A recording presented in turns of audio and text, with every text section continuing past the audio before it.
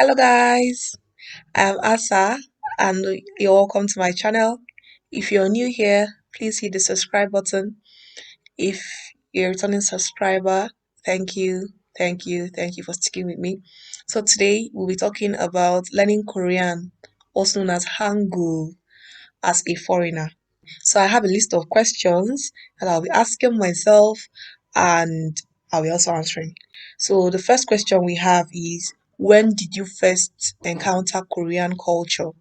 So my first encounter with Korean culture was when I watched the movie Boys Before Flowers, which I watched after My Girl, but I didn't watch My Girl much. But it was Boys Before Flowers that made me, like, sucked me into the whole Korean culture and all.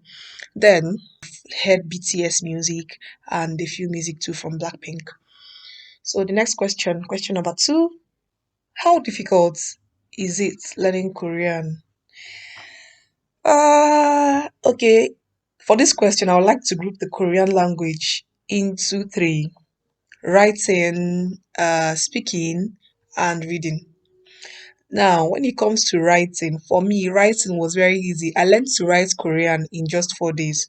Yes, I learned the alphabets and then I learned to write it. It was that easy. It was very easy. I won't lie to you. So, writing Korean, easy.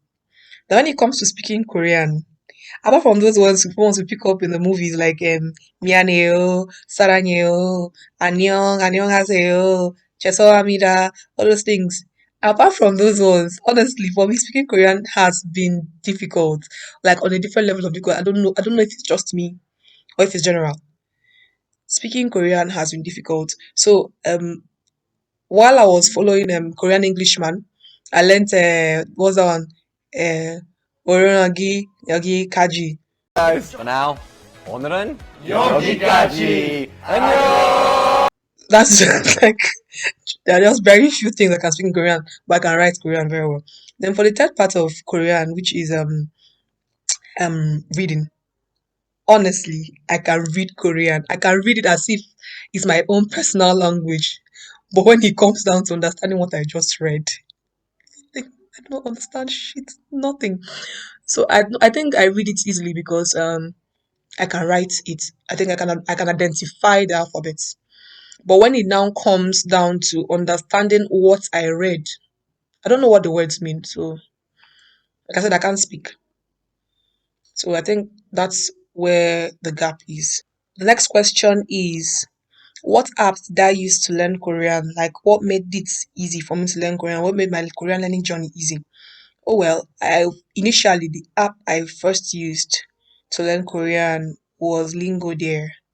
Yes, and that's where I learned to write Korean. That's where I learned a few bits and pieces of Korean, like gajog, like family, fruits, colors, and so on and so forth. Then later on, my phone crashed, so I had to get lighter apps, and I was told Duolingo was lighter, so I got Duolingo. And honestly, I got Duolingo. Uh, that's just how I've been using Duolingo. Now, the next question: which app is better? Which app is better to learn Korean or Hangul?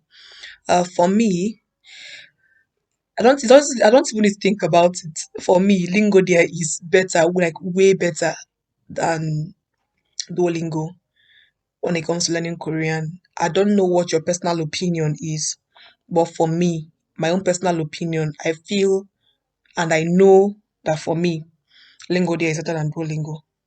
So I do not mean to discredit Duolingo for what they do or what they are doing, but personally, Lingodeer is better for me.